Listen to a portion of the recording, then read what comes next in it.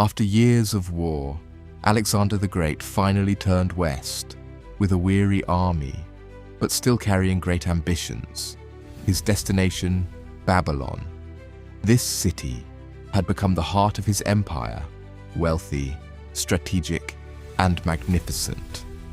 When he entered the city, the people welcomed him with celebration. But this time, instead of the intoxication of victory, there was a sense of exhaustion. Years of war had changed everyone. But for Alexander, rest did not exist, because his mind was still focused on the future.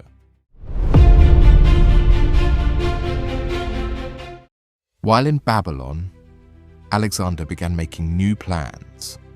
For him, the world was still unfinished. There were new goals, a new campaign to the west, new lands, new victories. According to some historians, Arabia was among his plans. Others say he wanted to go even further, perhaps North Africa, perhaps Western Europe. No one knows for certain. But one thing was clear. Alexander had no intention of stopping, ever.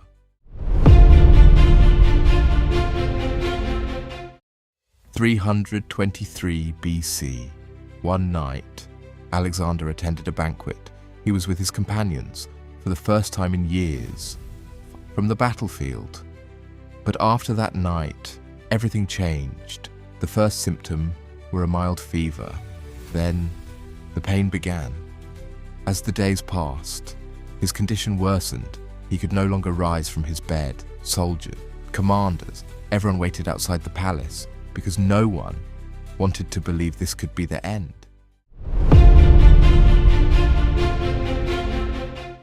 Days passed. Alexander now struggled to speak, but his mind remained clear. His commanders, they came to him one by one. They looked at him, but found no words to say. The man who once walked before them on the battlefield now lay motionless in his bed.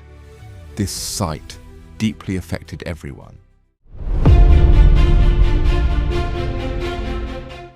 And then, the most critical question was asked. The commanders stepped forward and said, "Who will inherit the empire?" This question was one of the most important in history, because this empire was one of the greatest the world had ever seen. Alexander answered with difficulty. According to tradition, his words were, "To the strongest." This short answer would become the beginning of future wars. 323 BC. Place, Babylon. Alexander was only 32 years old, but what he had achieved in his life was beyond what most could ever imagine. And on that day, one of the greatest conquerors in history took his final breath. His death was not just the death of a king, it was the end of an era.